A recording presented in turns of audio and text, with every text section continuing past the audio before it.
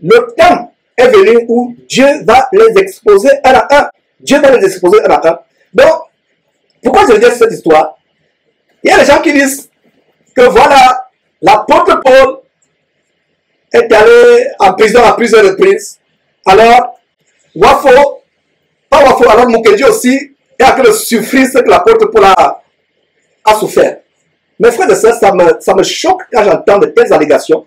Quel culot, quel blasphème de vouloir comparer l'apôtre Paul à un sodomite comme celui-là, à un efféminé. Quel blasphème! Il y a une catégorie de pasteurs, ils savent qu'ils sont adultéreurs, homosexuels, sodomites. Ils prennent les devants pour publiquement dénoncer l'homosexualité, dénoncer l'adultère, dénoncer le vol, alors qu'eux-mêmes sont voleurs, eux-mêmes sont sodomites, eux-mêmes sont homosexuels. Voilà la stratégie de toutes ces personnes-là. Et ça m'a tellement outré que les gens pensent qu'il est allé en prison à cause de sa dénonciation de l'homosexualité. Ce gars était un homosexuel. Il a été mis en prison parce qu'il a gaspillé les enfants. Il y a eu des victimes qui sont venues. Vous savez, pour ceux qui n'ont pas suivi, je pense qu'il faudrait que plus tard, on n'a pas seulement au niveau de la région actuellement, comment en pleine audience, une des victimes témoignait. C'était pas un procès pour homosexualité. Comment les chrétiens pouvaient être avérés comme cela? On dit que non, il a été mis en prison parce qu'il dénonce l'homosexualité. Chaque procès avait chez l'accusation. On aurait dit incitation à la haine homophobe, à la haine contre les homosexuels. On aurait compris. Mais ce n'est pas le cas. Ce gars était homosexuel. Et je pense même que les grands dans le pouvoir au Canada savent que ce gars est avec eux jour et nuit. Ils commettent la sodomie ensemble. Et ils ont été tellement choqués que, mais comment tu peux venir nous dénoncer alors que toi tu commets la sodomie avec nous? La réalité c'est que tu as non seulement été un sodomite, mais tu as abusé des petits enfants. Et ces chrétiens qui font des commentaires, qui ont le culot diabolique de vouloir comparer ces chrétiens téguénés, qui ont le culot diabolique, l'occupidance luciférienne, de vouloir comparer Mukendi à l'apôtre Paul. Ce n'est pas parce qu'il s'appelle Paul Mukendi qu'il doit être comparé à l'apôtre Paul. Paul de Tarse. Je pense qu'il ne devrait pas s'appeler Paul Mukendi, il devrait plutôt s'appeler Bala Mukendi. Il devrait plutôt s'appeler Baal Mukendi. Il devrait plutôt s'appeler Elimas Mukendi. Bar Jésus Mukendi. Quel blasphème! Je pense que vraiment, s'il y avait des chrétiens au niveau des tribunaux, au niveau des vrais chrétiens, je pense qu'on devrait dire, monsieur, à partir d'aujourd'hui, nous radions de votre date de naissance, de votre passeport, le nom de Paul. Les chrétiens ont le trucidance diabolique de vouloir comparer l'apôtre Paul, le grand apôtre Paul, à qui? À Bar Mukendi, pour ne pas dire Paul Mukendi, à Bala Mukendi, à Elimas Mukendi, à Ananias Mukendi. Quelle indignation de voir comment certains soi-disant chrétiens ont le trucidance diabolique, le culot de vouloir comparer Paul Mukendi qui devait s'appeler Bahal Mukendi à l'exemple de forgeron Mukendi. Quel culot diabolique, mes frères et sœurs, de vouloir le comparer. Et quand nous avons suivi des gens qui disent non, l'apôtre Paul a souffert, donc c'est normal que Mukendi souffre. D'ailleurs, on vous a montré comment Mukendi a pu le détaler. Quand un an, il y avait son procès. Paul n'aurait pas détalé comme un lièvre qui fuit la flèche d'un chasseur de la forêt équatoriale. Il fuit, on vous a montré cela, il détale, il fuit. Paul aurait-il fui comme un bandit? Et ils ont le culot de vouloir comparer l'apôtre. Ça m'a tellement choqué, mes frères et sœurs. J'étais tellement affligé que comment les chrétiens sont tombés tellement bas. Ils ont le culot, donc les chrétiens téguénés, ils ont le culot luciférien, l'outrecuidance, l'audace diabolique de comparer Paul Mukendi à Paul de Tarse, l'apôtre Paul. Alors, l'équipe et moi, nous avons passé le Nouveau Testament au PFA et nous avons élaboré ce tableau. Et ce tableau, pour ceux qui le veulent, nous pourrons vous le donner gratuitement. Envoyez un email, envoyez un message par WhatsApp. Il sera disponible d'ici quelques jours. Ce tableau comparatif entre l'apôtre Paul et les faux pasteurs. Et en parcourant, nous avons passé le Nouveau Testament au PFA hier. Et nous sommes venus avec une vingtaine de points. Il y en a plusieurs. On peut trouver 100 points, 200 points de comparaison entre l'apôtre Paul et les faux pasteurs comme les Mukendi et autres, Ivan Kassano, Masolo Tunasi. Et en en étudiant ce tableau avec nous, comme on va le faire, si à la fin de ce tableau, vous comparez encore l'apôtre Paul à un de ses pasteurs, c'est qu'il n'y a rien pour vous. C'est qu'il y a rien. Regardez comment c'est notre travail. On a passé presque une nuit blanche pour montrer ce tableau. Dites, mais ces gens qui pensent que les Mukendi et autres, les sodomites comme ça, les voleurs, les violeurs d'enfants, ils ont le culot de dire que les Pauls sont partis en prison. Donc lui aussi, il est en train de vivre sa persécution. Alors, avant de prendre vos questions, voilà un tableau comparatif. Comparatif qu'il va montrer que ces gens ne sont même pas loin d'atteindre l'orteil spirituel. L'orteil spirituel de l'apôtre Paul. Et leurs oies envoûtées, ensorcelées par le pouvoir magique, les pouvoirs de vaudou, les pouvoirs magiques de ces pasteurs, ont le culot diabolique de comparer l'apôtre Paul à des Mukendi, à des Ivan Cassano et autres. Alors, avant que partons, partageons ensemble ce tableau, les points de comparaison entre l'apôtre Paul et les faux pasteurs. Premier point, mes frères, vous allez dénoncer tous les jours. Parce que les choses que je vois, comment pouvez-vous comparer Paul, Sodomite, Mukendi à l'apôtre Paul? Regardez, rien que nous sommes qu'au 8e point, je pense que vous avez déjà la conclusion. Vous qui êtes sur YouTube, sur le Facebook, je pense que vous avez déjà la conclusion que c'est un blasphème de pouvoir. Mais maintenant, on peut comparer Paul, Bala, Mukendi à l'apôtre Paul. Oh, pauvres parents. Quand ils donnaient le nom de Paul à Mukendi, ils avaient des espoirs que Paul Mukendi devait être quelqu'un de très grand pour l'apôtre Paul. Aujourd'hui, vous le voilà qu'on poursuit quelqu'un. Que la police vous attrape parce que vous avez dénoncé le mal publiquement, parce que vous avez fait le bien, parce que vous avez prêché la croix de Jésus, parce que vous avez dénoncé le péché. C'est une joie. Vous n'avez même pas fuir. La première vidéo, il y a un an, on montre comment il fuit. L'apôtre Paul n'aurait pas fui. Venez m'attraper, attrapez-moi. Terrible, mes frères et sœurs. Et c'est les gens qui sont vos modèles. Comme on dit en anglais, role model. C'est les gens qui sont vos modèles que vous suivez. À partir d'aujourd'hui, n'ayez pas pour modèle Georges qui vous parle. N'ayez pas pour modèle ces pasteurs par excellence. Ayez pour modèle qui? Son nom commence par J. J-E-S-U-S. Jésus. Lui seul pour modèle. Lui seul pour modèle. L'apôtre Paul a dit un homme de Dieu, serviteur de Jésus, qui doit être marié d'une seule femme. Ils ont été mariés, et non seulement ils sont mariés, ils ont les femmes de ministère. Est-ce que vous savez qu'il y a les femmes de ministère? Allez suivre le scandale de Mukendi. Femme de ministère, on dit que vous êtes marié, mais on vous ouvre une fillette à côté qui est la femme du ministère que vous pouvez abuser à côté. C'est avec le cas de Mukendi que j'ai su que c'est répandu. Mukendi n'est pas le seul. Ils ont à côté une femme, vous voyez une femme là, elle chante. Vous la voyez, calme toujours, calme, ne parle pas beaucoup. Mais dans le secret, c'est la femme de ministère dans cette église. Est-ce que vous le saviez? C'est quelqu'un qui a expliqué cela, que non, ils ont les femmes de ministère et ce sont les jeunes filles. Il est marié, sa femme a 45 ans, 50 ans, mais il a une petite fille, une fillette, une gamine de ministère. Et les gens, les anciens de l'église savent, personne ne peut toucher à cette fille-là. Même si un frère s'intéressait, disant que vraiment, je veux me marier, je veux une fiancée, je pense qu'elle peut être ma fiancée, on va dire, frère, laisse-la. On ne va pas dire pourquoi, la regarde même pas. Les anciens savent que c'est la femme de ministère du pasteur. Et la femme même légitime le sait.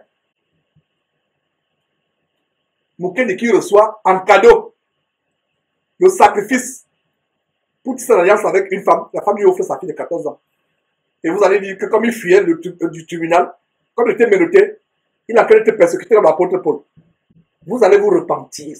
Même si vous ne voulez pas vous repentir, vous allez vous repentir. Forcez en suivant ce que je suis en train de dire.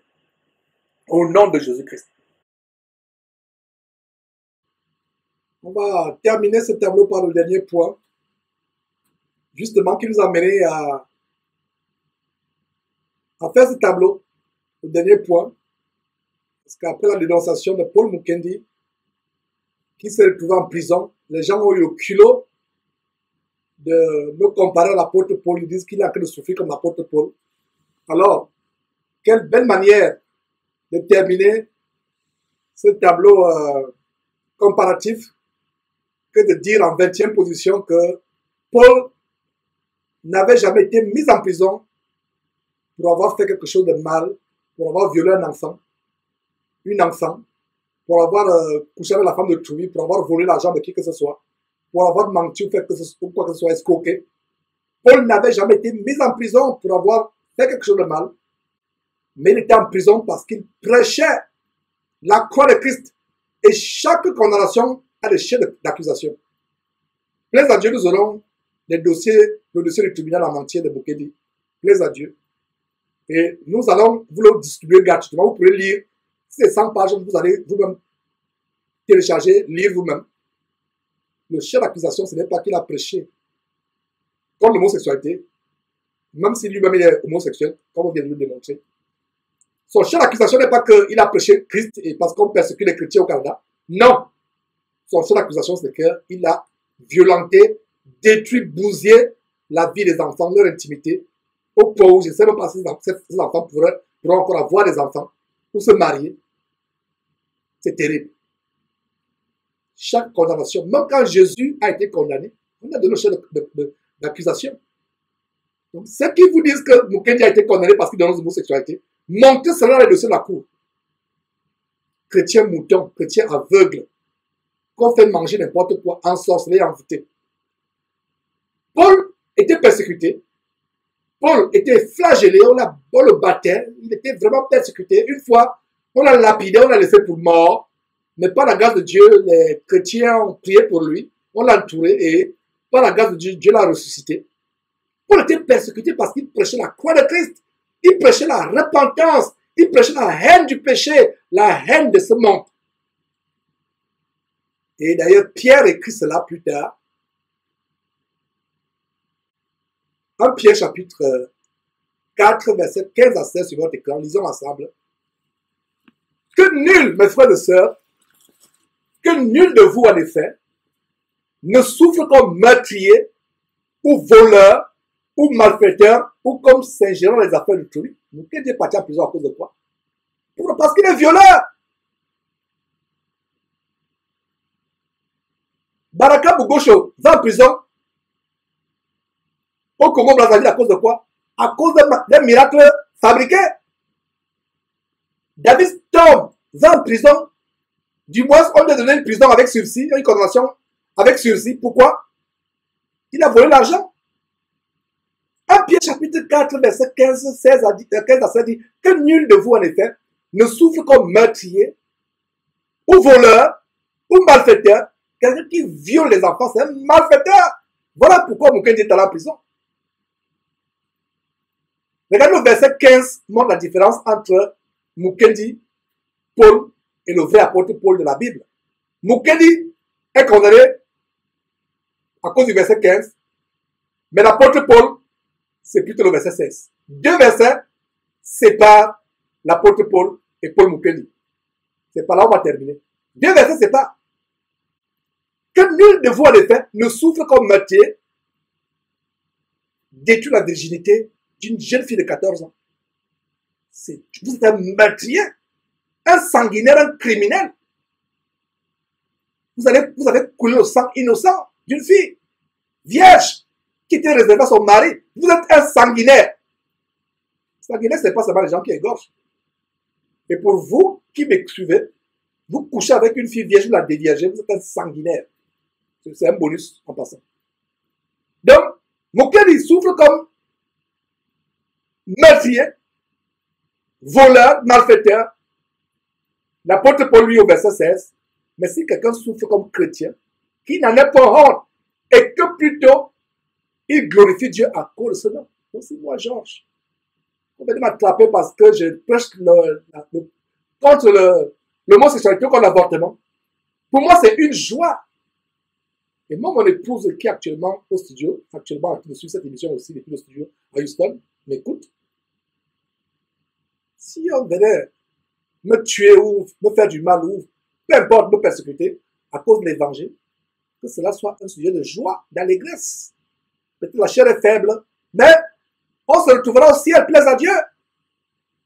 Donc ces faux pasteurs, contrairement à l'apôtre Paul qui n'avait jamais été puni, châtié, mis en prison pour avoir fait quelque chose, les faux pasteurs, la bande à Mukendi, ils vont en prison. Pourquoi? Parce qu'ils violent sexuellement femmes, hommes et enfants. Parce qu'ils font quoi? Ils volent, détournent les fonds, escroquent, tuent, font du faux, la fausseté, etc. Et regardez ce que l'apôtre Paul dit. L'apôtre Pierre dit en 2 Pierre chapitre 2, ce que le Saint-Esprit dit par l'Artémise, l'apôtre Pierre en 2 Pierre chapitre 2 verset 1. Il y a eu parmi le peuple de faux prophètes, et il y aura de même parmi vous de faux docteurs qui introduiront des sectes pernicieuses et qui, reniant le maître qui les a rachetés, attireront sur eux-mêmes la ruine soudaine. Mukendi a attiré lui-même la ruine soudaine. Quand il violait ses enfants pendant des années, il prenait du plaisir, n'est-ce pas? Ces enfants pleuraient, criaient, souffraient dans leur chair et émotionnellement. Il était content, n'est-ce pas? Mais aujourd'hui, qu'est-ce qu'il a fait? Mukendi a attiré, c'est pour ça que j'ai mis en gras, attireront sur eux-mêmes, sur eux, une ruine soudaine. Et soudain, ça signifie que ça vient au moment où tu ne t'attends pas. Ça vient au moment où tu ne t'attends pas. Le verset de Jude, Jude chapitre 1, verset 4. Car il s'est glissé parmi vous certains hommes dont la condamnation est écrite depuis longtemps. Des impies qui changent la voie de Dieu en dissolution. En dissolution, mes frères. Voilà. Revenons sur ce Mukendi justement. Pour conclure, bon, je pense que c'était une très très bonne partie. Vous voyez comment Dieu nous a conduit à faire cette émission aujourd'hui. Les gens qui pensent que Mukendi a que le supplice, c'est que l'apôtre Paul subissait la persécution. Je pense que ce tableau vous a ouvert les yeux. Et vous qui avez pensé un temps soit peu que ce gars est tribulé, persécuté, les 21 points qu'on vient d'énumérer vous montrent que pensez un seul instant à comparer Mukendi à l'apôtre Paul, c'est un blasphème dont vous devez vous repentir. Mais frères et sœurs, c'est une joie. Donc voilà, la ligne est ouverte et vous pouvez participer. Sur votre écran, vous voyez la participation par notre WhatsApp, c'est aussi le téléphone. Vous pouvez aussi participer par email, nous contacter et poser votre question ou témoigner.